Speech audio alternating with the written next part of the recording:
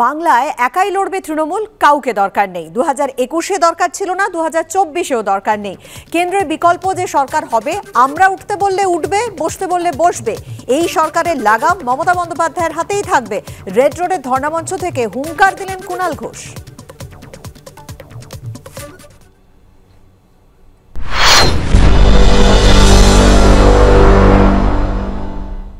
নতুন সরকারের এক মাসের মধ্যে ওই চোর জচ্চর বেঈমান শুভেন্দু অধিকারীকে কোল ধরে এই সিবিআই দিয়ে আমরা জেলের দ্বার দেখিয়ে ছাড়বো।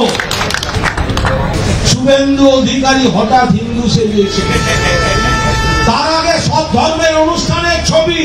আর যেদিনকে সিবিআই এফআইআর এ নাম তুললো, ক্যামেরার সামনে টাকা নিল, আমাদের হাতে ছেড়ে দাও, বাকিটা বাংলার মানুষ বুঝে নেবে। একটা অনুমতি দিন মমতা ব্যানার্জি, অভিষেক ব্যানার্জি, কোন রবীন্দ্রসঙ্গীত নয়। রেজাল্টের দিন বিকেলে ডিজে বাজাবো সারা বাংলায়। পাল্টা রাজ্য বিজেপির মুখপাত্র শ্রমিক ভট্টাচার্যের বক্তব্য রাখবো আপনাদের সামনে।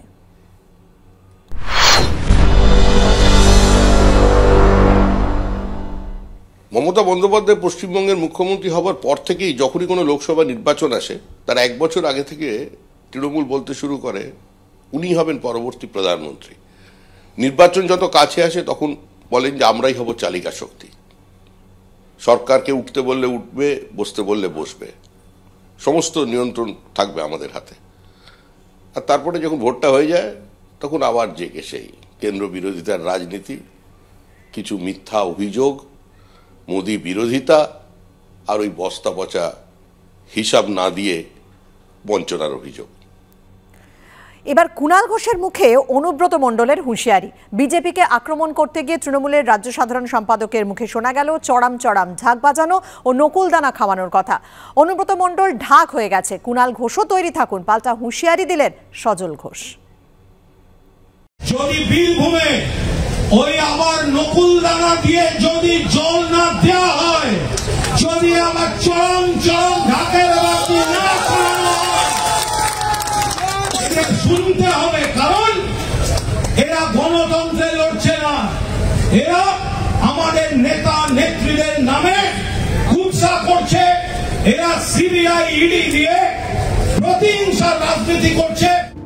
গরু পাচার মামলায় তিহাড় জেলে বন্দী রয়েছেন অনুব্রত মণ্ডল, কিন্তু তার চড়াম চড়াম নকুলদানা শব্দবন্ধ এবার শোনা গেল কুণাল ঘোষের গলায়। অনুব্রত চরম চরম করে ঢাক শব্দটা যে রাজনীতিতে যে চালু করেছিল শব্দটা, আজকে সে নিজেই ঢাক হয়ে গেছে। কুণাল ঘোষের মতন অর্বাচীনরা যারা আগে কিনা পুলিশের গাড়ি বাজাতো, ও বরঞ্চ পিঠে খানিকটা তেল মেখে নিজেকে এই শীতকালে তৈরি করবে।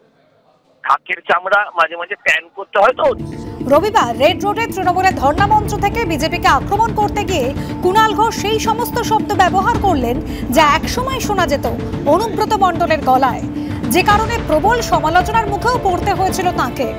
কোন পুজোতে ঢাক বাজে না? সারাদিন আনন্দ করে ভোট দেবে মানুষ, তার জন্যই চরম চরম করে ঢাক বাজে। আমরা 17 তারিখে রাত্রি 9টা থেকে চরম চরম করে ঢাক বাজাবো। নকুলদানার জল প্রচন্ড রোদে আসবে ভোট দিতে, জলতে বাজে, শুধু জল দেওয়া যায় না, নকুলদানা দেবো।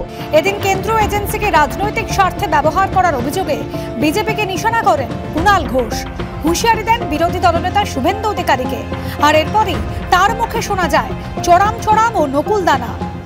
আর নতুন সরকারের এক মাসের মধ্যে ওই চোর জচ্চর বেঈমান শুভেন্দু অধিকারীকে কোল ধরে এই সিবিআই দিয়ে আমরা জেলের দ্বার দেখিয়ে ছাড়বো। শুভেন্দু অধিকারী হঠাৎ হিন্দু সেজেছে, তার আগে সব ধর্মের অনুষ্ঠানের ছবি। আর যেদিনকে সিবিআই এফআইআর এ নাম তুললো, ক্যামেরার সামনে টাকা নিল, আমাদের হাতে ছেড়ে দাও, বাকিটা বাংলার মানুষ বুঝে নেবে। একটা অনুমতি দিন মমতা ব্যানার্জি, অভিষেক ব্যানার্জি, কোন রবীন্দ্রসঙ্গীত নয়। রেজাল্টের দিন বিকেলে ডিজে বাজাবো সারা বাংলায়। তৃণমূল কংগ্রেস মাঝ রাস্তায় কারোর হাত ছাড়তে পারে, কিন্তু বিজেপি হাত ছাড়বে কেন? মাঝ নদীতে নৌকো থেকে নামিয়ে যাওয়ার নীতি তো বিজেপির নয়। যে শিশির অধিকারীর কারণে নন্দীগ্রামের আন্দোলন বা শুভেন্দুর কারণে নন্দীগ্রামের আন্দোলনে তারা নিজেদের প্রাসঙ্গিক করতে পেরেছিল। আজকের তৃণমূল স্বাভাবিকভাবেই তাকে আক্রমণ করবে।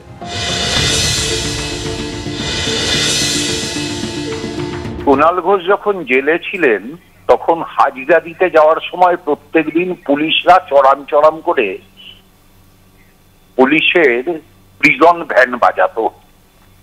চড়াম চড়াম শব্দটা ওনার কানে বেজে আছে। অনুব্রত মণ্ডল থেকে শিখলেন নাকি প্রিজন ভ্যান থেকে শিখলেন আমার নিশ্চিত করে জানা নেই। অনুব্রত মণ্ডলের গুরুত্ব যে অপরিসীম সম্প্রতি বীরভূমের তৃণমূল নেতৃত্বের সঙ্গে বৈঠকেই তা বুঝিয়ে দিয়েছেন দলনেত্রী মমতা বন্দ্যোপাধ্যায়। তিনি বলেছেন, বীরভূম জেলা সংগঠনে কেষ্টর অবদান রয়েছে, সেই অবদানকে অস্বীকার করার উপায় নেই। ওকে ভুলে যাওয়া যাবে না, ওর ঘনিষ্ঠ লোকজনকে কাজে লাগাতে হবে। বিনা কারণে ওকে আটকে রাখা হয়েছে, কেষ্ট ফিরে এলে ওর জায়গা ফেরত পাবে। এমনকি দীর্ঘদিন পর বীরভূমে বিভিন্ন জায়গায় অনুব্রত মণ্ডলের ছবি দেওয়া তরুণ ফেস্টুনও দেখা গেছে। আর এবার কুণাল ঘোষের মুখে শোনা গেল অনুব্রত চড়াম চড়াম ও নকুল দানা। সৌমিত্র রায় ও দীপক ঘোষের রিপোর্ট, এবিপি আনন্দ, কলকাতা।